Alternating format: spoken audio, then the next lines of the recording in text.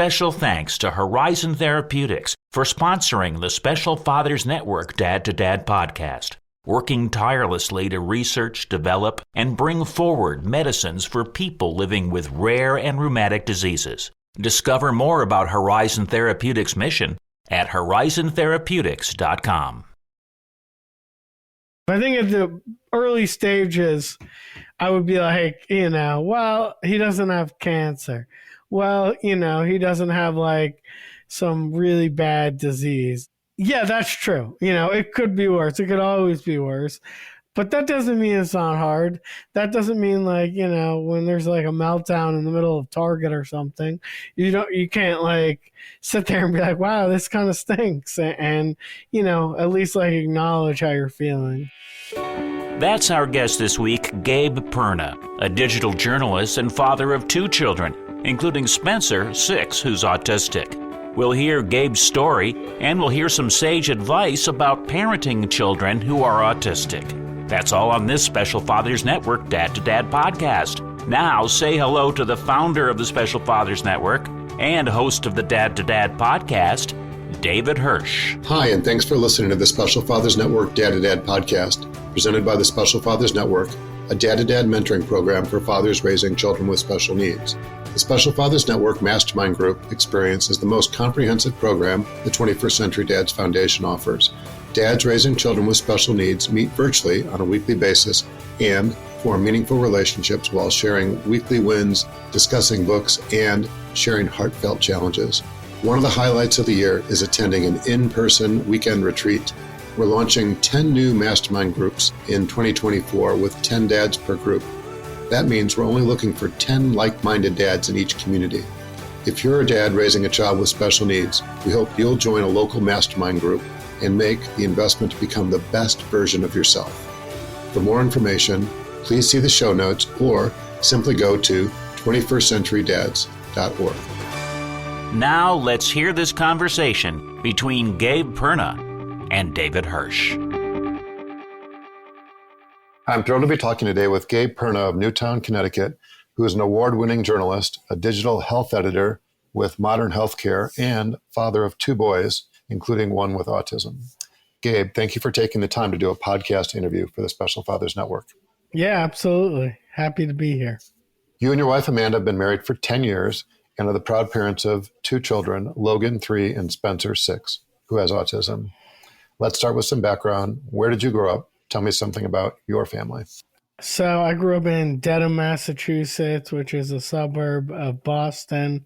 I grew up with my parents, Mike and Marcia, and my sister, Lauren. I had a very nice childhood, a lot of good friends. A lot of my friends are the people that I grew up with, that I've known pretty much my whole life. My parents always supported us. It was a nice town. I would say a pretty boring existence, but, fun and dealt with our own fair share of challenges, and proud to be where I'm from and always like going back. Excellent. So I'm sort of curious now, what does your dad do for a living? So he's partly retired now, but when he was working, he was a financial planner, helped manage investments for his clients, and he also did a lot of their tax work as well, kind of on the side. But yeah, his primary job for a long time was financial planner. Okay. Well, a man after my own heart. Yeah, exactly. Because I started out as an auditor and tax accountant, and I've been a financial advisor now for the better part of 40 years. So I imagine your dad and I could have a nice conversation. Definitely. So I'm sort of curious now, how would you describe your relationship with your dad? It's a solid relationship. He's always been the guy I looked up to. He's guided me in so many ways. When I was growing up, he was there and volunteered in a lot of my activities, supported me, helped me practice, and get better at things that I needed to get better at. When I went off to college, we still were in touch. I moved basically out of college into New York, and I haven't really lived in Boston in a while, but we still connect. Obviously, not as much as I'd like to, but we still connect and have all these deep conversations. He's been very supportive.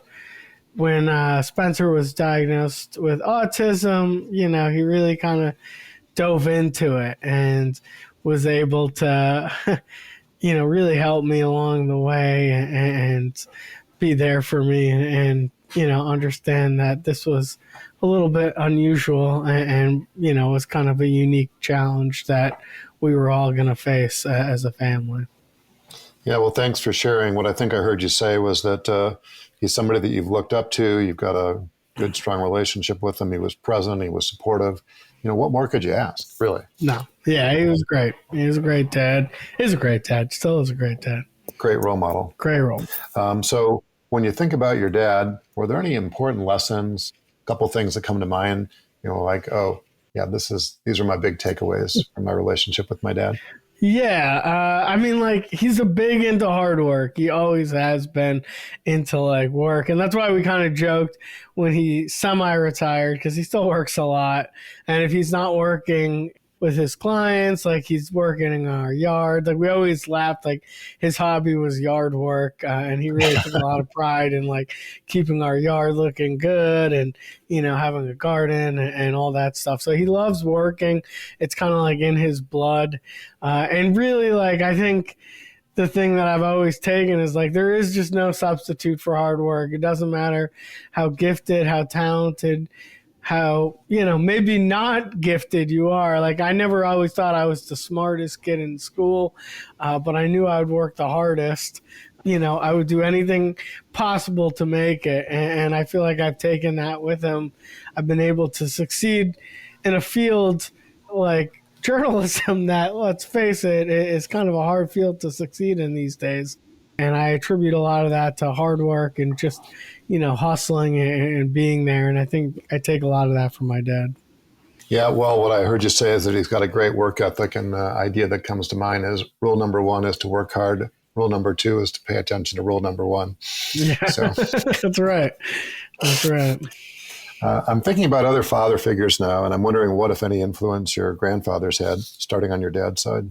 Yeah, my dad's dad died when I was pretty young. I was, I think, 8.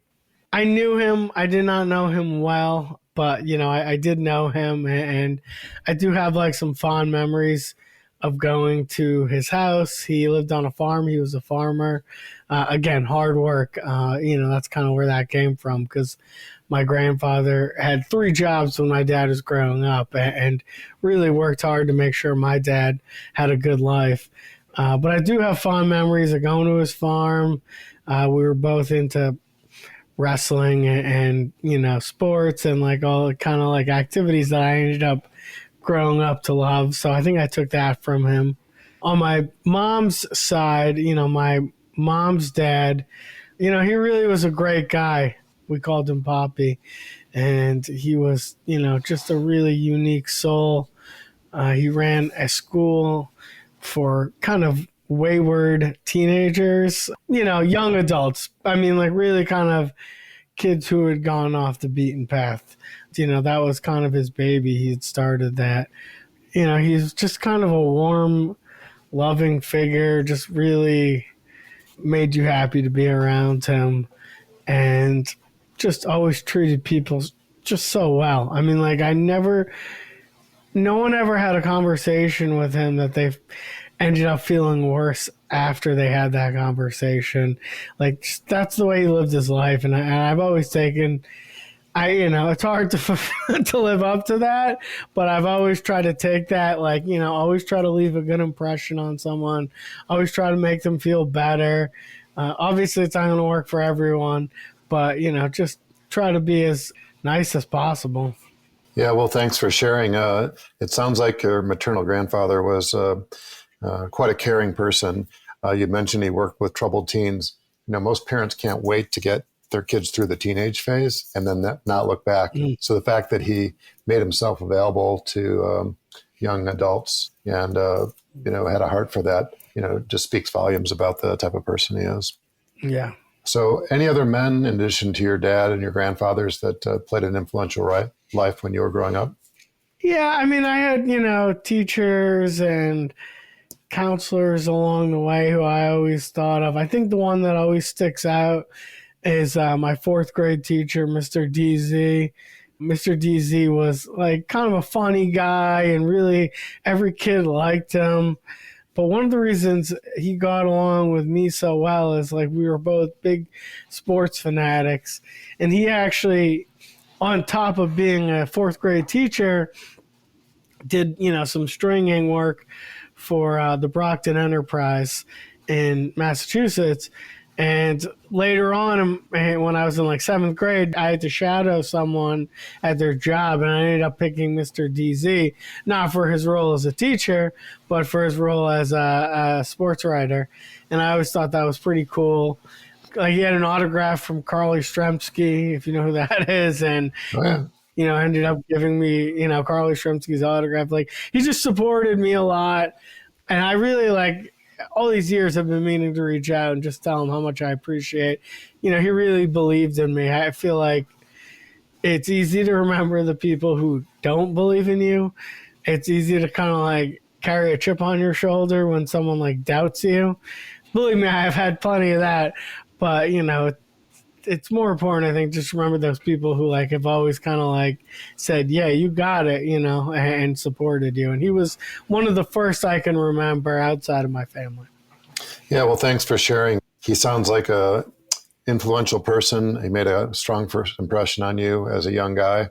And, you did follow into those footsteps with the journalism career. Yeah.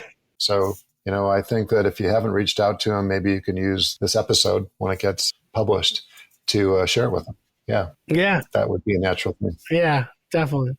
Definitely. So my recollection was you went to Marist College. You got a degree in journalism. Yeah. And I'm wondering, where did your career take you? So I've been to a few stops, so I won't go into the nitty gritty of each stop. What I'll say is I moved after college. I was in Boston for a year or two, and I kind of realized I got to be in New York. That's where the action is, and that's where I'm going to have a career here. So I moved to New York, and really it was New Jersey, but I like to just say New York. I think it's a little more romantic than saying I moved to New Jersey. But I was in New York. I worked for a daily online paper called the International Business Times, where I wrote about technology and consumer technology specifically, TVs and the latest going on in consumer tech. And to be honest, I didn't really appreciate it that much. There's just something about it that felt very hollow, oh, cool, a new TV is out, So I ended up leaving and got a job writing about healthcare technology. And I was a little skeptical, but I was also kind of desperate. So I was like, all right, let's just see how it goes. And if it doesn't work out, I can go somewhere else. But I ended up really liking it. And when I got there, it was another language to me. But within months, I had realized I picked up the language and was able to talk. And this was at a time when Obamacare had just passed, and there was just so much going on with the Supreme Court, and there was just a lot going on with healthcare in the country, and it was an interesting time to be covering and following the industry. I've had some good bosses and had some good colleagues, so I've been lucky to be able to cover it. Well, thanks for sharing. So I'm sort of curious to know, in your current role as a digital health editor, what is it that you do at Modern Healthcare? Mostly write and, edit and just kind of help publish. It's a daily, publication. We produce so many articles every day. And yeah, I just try to, write what's happening in the world of digital health. And I work with another colleague who's great. And I edit his work, and we kind of brainstorm together along with my editor about, the stories that, we need to cover that are pertinent to our audience. And yeah, just writing, editing, and all sorts of fun stuff. Excellent. Well, thanks for sharing. So I'm sort of curious to know, how did you and Amanda meet? We met at a party in Hell's Kitchen. I had gone to college at Marist with this guy, and she had known him through a couple of her friends at Syracuse. And I had, at that time, I was still in that first job when I had moved to New York, which I didn't really like, and I wasn't so happy there, and I didn't have like a girlfriend or anything, so I was kind of like down in the dumps, and I ended up going to this party, even though I hadn't seen the guy in a while. I said, what do I have to lose? So I went to it, and I think we talked like very early on in the party, and just like before you know it, like, an hour or two had passed, and we had a good time. I think we joke now because I was like, I'll call you tomorrow. And then I didn't, because like I was like, I don't want to seem too desperate. So I think I waited for like the third day. We ended up meeting up a few weeks later, and, kind of off to the races. And I knew pretty early on, like, I wanted to marry her and be with her for the rest of my life. It was, I'm not saying love at first sight, but it was very early on where I knew we would be together. Yeah, well, I love the story. Thanks for your authenticity and transparency. So let's talk about special needs. I'm sort of curious to know, prior to becoming parents, did you or Amanda have any connection to the disability or special needs community? A little bit. I mean, my wife's a school psychologist, so she interacts with kids with autism and, ADHD and different special needs pretty much every day. And up until this year, she was working in schools, like elementary schools. She was dealing with kids like Spencer's age.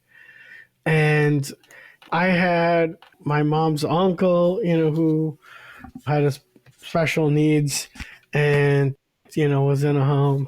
Obviously there was kids in my school growing up, kids in camp growing up. So I was not like sheltered, and obviously, I had connections, and as did she, but definitely not to the level like, we would have, when our son was diagnosed with autism. So what is Spencer's diagnosis and how did it come about?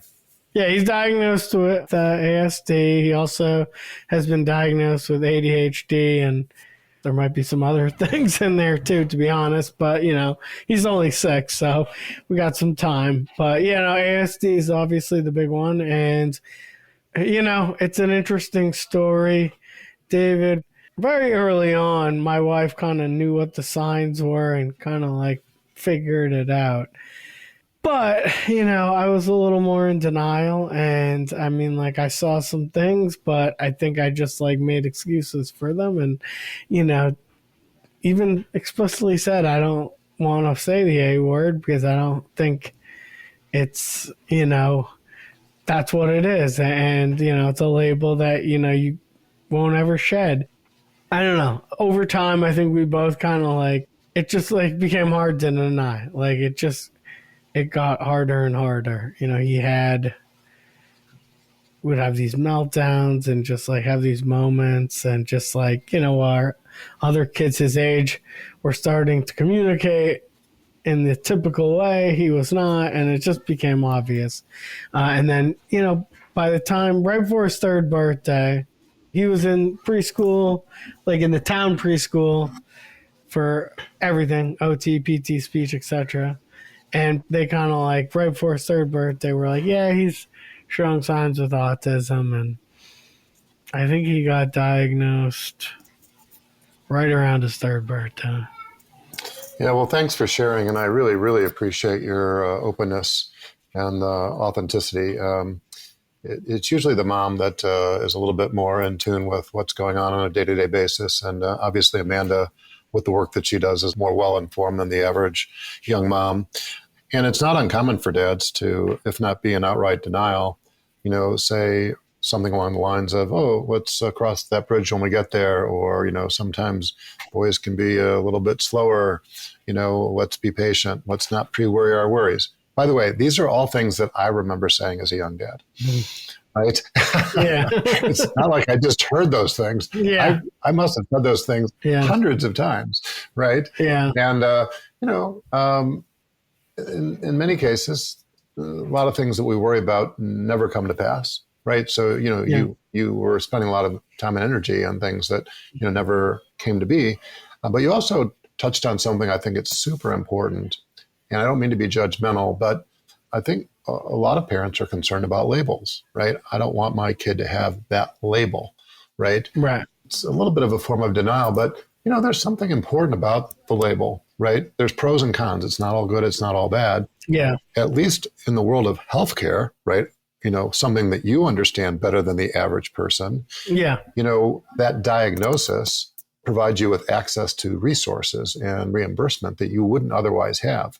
And unless you're super wealthy, right, and you're like, hey, I'm paying for all this stuff myself anyway. Yeah. The label actually, is a tool for getting resources. Yeah. Right. And I don't think, you want to be short-sighted about that. You need to embrace it for what it is, move on, get over it, because it doesn't mean anything to your kid that kid has the label. It's really something in the parents' minds. So anyway, I really appreciate you being so open about that. So anyway, you get the diagnosis around age 3, and I'm wondering, what was going through your mind? What was going through Amanda's mind? Were there any fears that you can recall just a few years ago now? Oh, yeah, for sure. I mean, one of the things that I look back on at that time in horror almost, it's just I had accepted that he had autism, but I was still in denial in a lot of ways. In denial about what it would mean and what his place would be, and being realistic. In my head, I was like, all right, he has autism. It's not going to change a lot. Truthfully, over time, reality started to chip away at that. He was put in a special program at his school, and he still interacts with neurotypical kids.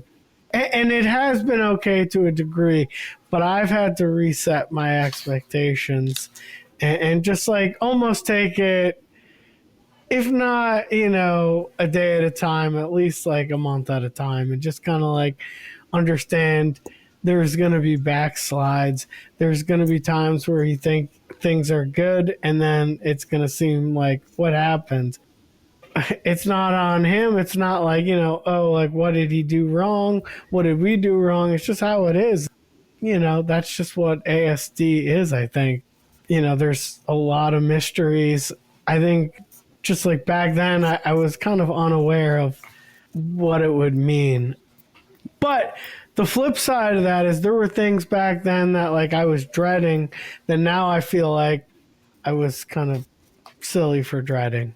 In both cases, I just didn't know as much back then, and I wasn't as comfortable with it. I wouldn't even say to people he has autism. Now I do, and I have no problem telling people, what he has, and I just didn't know what I didn't know. And that was partly because I didn't really want to hear it. I just had, for a year or two, kind of said it's not autism. It's not autism until it just became undeniable to me. Yeah, well, I'm glad to hear that you've embraced it. And, by talking about it, you realize that there's a lot of other people out there that are in similar situations, right? And then you're building community and you're getting to know people on a deeper level. And it's something that you can relate to, other people can relate to, and it's a shared experience. And at the beginning, it might seem like something, it's a Debbie Downer or it's a negative.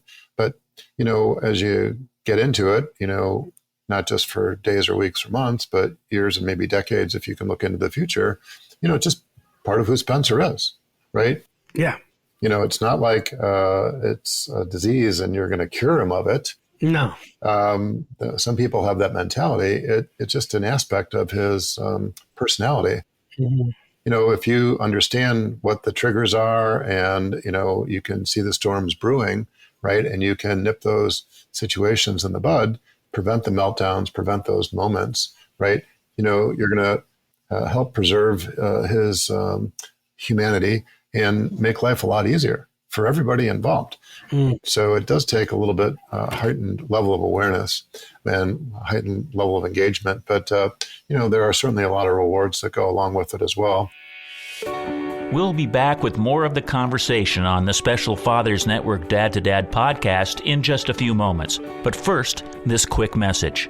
please help 21st Century Dads gather research on families raising children with special needs by having them complete the Special Fathers Network Early Intervention Parents Survey. A link to the survey can be found in the show notes. As a token of our appreciation, each person, mom or dad, who completes the survey will receive a Great Dad coin. Thank you.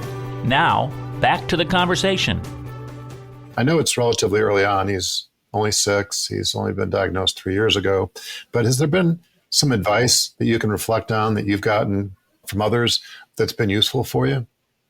One of the most important things that I've heard, and like, I kind of remember my mom saying this to me, my boss, and like, it stuck with me. It's just this element that like, you are your child's biggest advocate. And that's obviously not really exclusive to special needs, but it's very important in the world of special needs.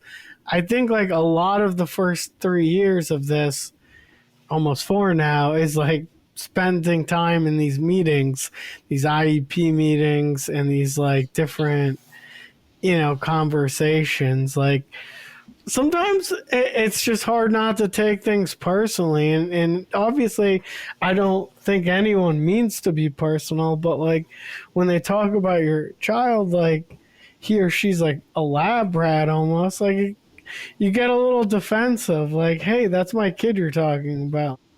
I've tried to like push back, not in a confrontational way, but like just if I feel like he needs me as just dad, then I have to push back. And I feel like that's something that I've taken with me in a lot of these things. The other thing that I've heard, is just like, it's okay to like feel bad for yourself, and like, you don't have to like give a perspective. I think at the early stages, I would be like, well, he doesn't have cancer.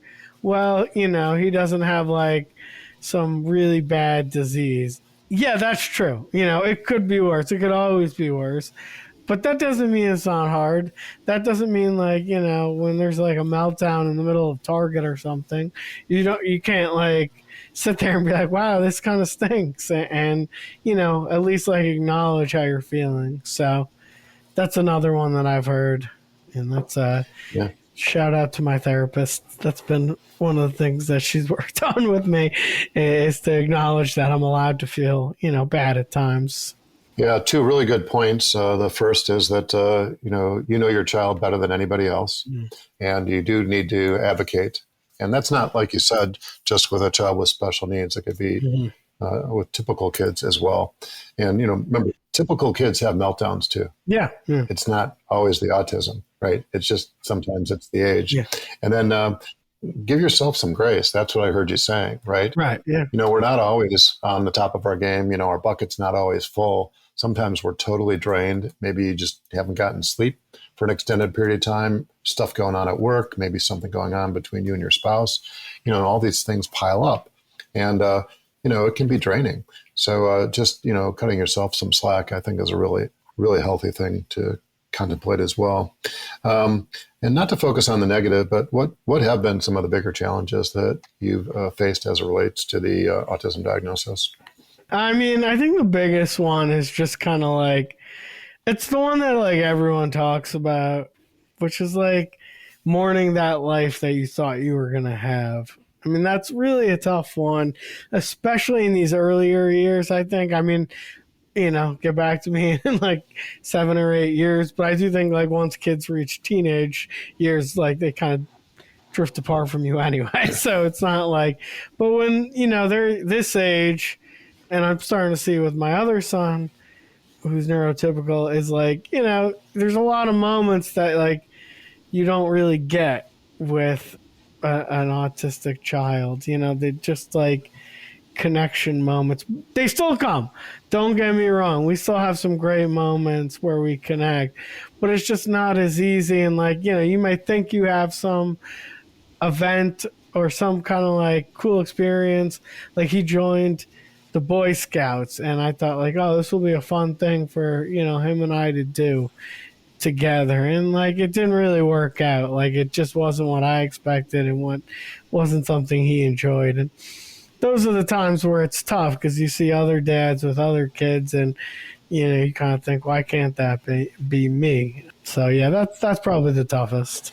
Yeah, well, it's hard not to compare one child to another, right? Because you have more than one child. Yeah. And then it's really hard not to compare your situation to a neighbor or a friend or classmate situation, because they have kids that, are pretty much the exact same age.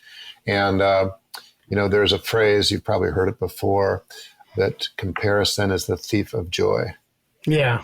And that applies to all aspects of our lives, right? That's like a keeping up with the Joneses type of thing. Yeah. If your neighbor gets a new car or, does this or does that, it's typical. It's, it's natural to compare yourself to others. So I think that extra discipline that you have to exercise, that goes along with having a kid on the spectrum, is going to be a healthy thing for both you and Amanda. So I'm sort of curious to know what impact Spencer's situations had, first on your marriage, and then second on your extended family. On the first one, I think it's just brought us closer together, and just like, I think there's an acknowledgement that like only like me and her really understand what's truly going on.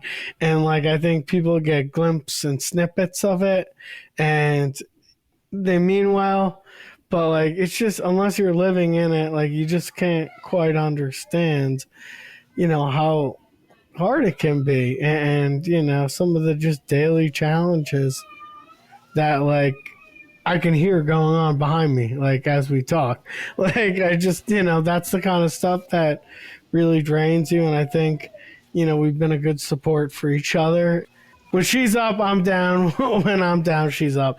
And just, being able to like center each other out a little bit, it can do two things. It could probably draw you farther apart, and I think it could draw you closer. And I think we've just been closer, and it's stressful. Don't get me wrong. There's a lot of stressful days, but I think ultimately it's just helped us like be closer and understand each other and help us grow as individuals and as a couple. Yeah. In terms of extended family, like everyone has tried and everyone is super understanding. Again, I don't think you can really understand it unless you're in it, but I do like appreciate, everyone's put effort, and like, they're super understanding, it's kind of like, it's funny, like, Spencer can be like a funny kid, and it's just like funny to watch people react to him. And again, if you're not in it, like it might seem unexpected, but my parents, Amanda's parents, our siblings, that they've all been great, and they've all tried to help us out and really kind of just unconditional love for Spencer and helped raise him. I'm really pleased to hear that. Thanks for sharing. So I'm thinking about supporting organizations, and I'm wondering, have there been any organizations that you've been able to plug into the last few years that have helped either Spencer directly or been of help to your family? Yeah. One I want to give a shout out to is Families United in Newtown. They're a local group. They do a lot of good work. They do a lot of events for kids with special needs. They have like something at Christmas, they have something at Easter, they have something at Halloween, et cetera, just like gatherings. Like it's a good chance for like parents to meet and talk about things, and just like give kids like a safe space to hang out. So I appreciate all the work that they do. My wife's involved with that. There's other groups too in town. We have a very cool kids museum here, Everwonder, that they do a lot of stuff and kind of, have helped us out with a lot of different activities. But it's nice to get support and just like have activities.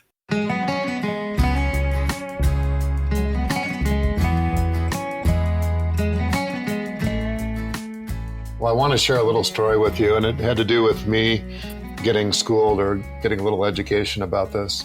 I'm interviewing a guy. This is like, no exaggeration, episode 7, right? Your episode is going to be like 300 and something, right? So hundreds of episodes ago, early on. So I was a little bit, more green than I am today. Mm-hmm. And this guy had started an organization out in Southern California, and it's called Angel City Sports. And they put on these Angel City games. And he has a kid with like a physical disability, like he was born without like part of his lower leg and only like a finger, one digit on his hand. He had to go through a bunch of surgeries, amputation, all that. Anyway, the kid's a little bit of a rock star, right, as it relates to, athletics. As he's describing, and he's so enthusiastic, and they've got dozens and dozens, if not hundreds of people involved in this program out in Southern California. I said, Clayton, with all due respect, why would you create an organization to compete with Special Olympics? I just happen to know that like Special Olympics Southern California has like 30,000 families. And he goes, very politely, he said, well, as you know, Special Olympics is for people with intellectual disabilities. What we've been talking about is people with physical disabilities. Wow. Yeah. And I'm like, oh yeah, that makes sense. So That's funny. I don't think everybody knows, right? Yeah. What all these organizations do. No. So anyway, I share that with you in a lighthearted way to sort of poke fun at myself, which is to say, there's a lot of really positive things that are going on in communities all over the country. Yeah. And if the opportunity presents itself, because it's not like just basketball and soccer and things like that. They do things like bowling and things that kids don't think of as like sports. Cool. But just fun activities. So anyway, like you said, you're just at the beginning of the journey. So I'm thinking about advice now, advice that you might be giving as a young dad. I know it's pretty early, but what are the thoughts that come to mind? What advice would you have to a dad who might be even younger than yourself? Put yourself back 3 years ago. What would you share with your younger self? I think it goes back to what I said. Like, it's okay to feel bad, and it's okay to like be sad. It doesn't mean you don't love your child. I love my son, and I would do anything for him, and that is the truth. We gave him a therapeutic horseback lessons because he loves it. You do anything for your child. Doesn't mean you can't like at least acknowledge like, hey, this is pretty hard. It's not easy, and it's okay to like understand that. And it doesn't mean you're disparaging your kid. It doesn't mean like there's someone out there who has it a lot harder than you. Yes, that's 100% true, but there's also a lot of people who have it easier, and you just have to acknowledge like how you're feeling. To your point, don't worry about what other people are doing. Don't worry about who has it worse. Don't worry about who has it better. Just worry about how you're feeling and acknowledge and take care of yourself, because you need to be at 100%. I mean, that's true for parenting, I think, in general. I don't think that's just special needs parenting, but you need to be 100%. You can't just like half-ass it. And so you have to like acknowledge when it's hard and when you need a moment to like do whatever, go outside and do the lawn, or I like going kayaking or doing something for yourself. Yeah, good advice. I think what you're touching on a little bit is the importance of personal care. Yeah. Right. You need to take care of yourself physically, mentally, emotionally. And, if you're going to bring your A game more consistently, right, you need to be fit. Yeah. Physically, mentally, and emotionally fit. And it's okay to take some time for yourself and not feel guilty. Yeah. That you're not putting 100% of your time into your relationship with your spouse, or, doing things 100% for others, including your kids. Yeah. So anyway, quite insightful for such a young guy like yourself. Thanks. So is there anything else you'd like to say before we wrap up? No, I mean, I just, I love my son, and like any complaints that I have, I think bombarded by, how much time we spend together and how much I love, being with him and exploring the world through his eyes. And, with his brother, I think like one thing that can be a little hard that, maybe your listeners can relate to is like when you have a sibling, especially if that sibling's neurotypical or doesn't have that challenge.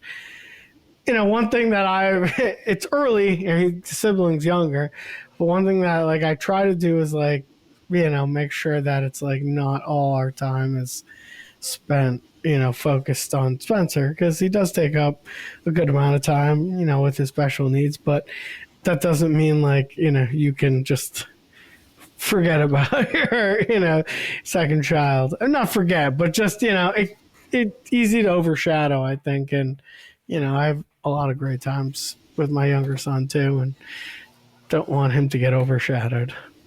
Yeah, well, you raise another good point, which I think of as the issue of siblings and family balance, which is, if you do have a child that's atypical, they would oftentimes require more of your time and your resources. And, if you're not cognizant of that, you're not doing something to compensate for it. You could wake up not just weeks or months later, but years or decades later and say, oh my gosh, I was so focused on so-and-so at the detriment of, my other child or children. So anyway, just the fact that it's top of mind for you demonstrates that you're going to hopefully stay on top of that as well. So if somebody wants to learn more about your work or to contact you, what's the best way to do that?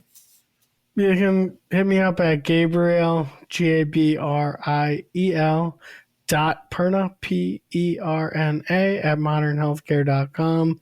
That's my work email. I mean, if it's a work question, I can answer it there. Otherwise, I can find a better way of contacting you, but it's an easy one to remember. Gabriel.Perna, modernhealthcare.com. If you look at modernhealthcare.com, a lot of my writing's on there. I'm also on Twitter at Gabriel S. Perna, so see some of my stuff there, or hit me up on LinkedIn. Always happy to chat. Always love chatting, with other folks in the same situation, and just kind of, it's good to rant sometimes, and it's good to just kind of like get things off your chest, as you know. So yeah, happy to do that. I'll be sure to include that information in the show notes, so it'll make it as easy as possible for somebody to follow up with you. Great. Gabe, thank you for your time and many insights. As a reminder, Gabe is just one of the dads who's part of the Special Fathers Network, a mentoring program for fathers raising a child with special needs. If you'd like to be a mentor father or are seeking advice from a mentor father with a similar situation to your own, please go to 21stcenturydads.org. Thank you for listening to the latest episode of the Special Fathers Network Dad to Dad podcast. I hope you enjoyed the conversation as much as I did. As you probably know, the 21st Century Dads Foundation is a 501c3 not-for-profit organization, which means we need your help to keep our content free to all concerned. Would you please consider making a tax-deductible contribution? I would really appreciate your support. Gabe, thanks again. Thank you so much, David. And thank you for listening to the Special Fathers Network Dad to Dad podcast. The Special Fathers Network is a dad-to-dad mentoring program for fathers raising children with special needs. Through our personalized matching process, new fathers with special needs children match up with mentor fathers in a similar situation. It's a great way for dads to support other dads. To find out more, go to 21stcenturydads.org. And if you're a dad looking for help or would like to offer help, we would be honored to have you join our closed Facebook group. Please go to facebook.com/groups and search Dad to Dad. Lastly, we're always looking to share interesting stories. If you'd like to share your story or know of a compelling story, please send an email to david@21stcenturydads.org. The Special Fathers Network Dad to Dad podcast was produced by me, Tom Couch. Thanks again to Horizon Therapeutics, who believe that science and compassion must work together to transform lives. That's why they work tirelessly to research, develop, and bring forward medicines for people living with rare and rheumatic diseases. Discover more about Horizon Therapeutics at horizontherapeutics.com.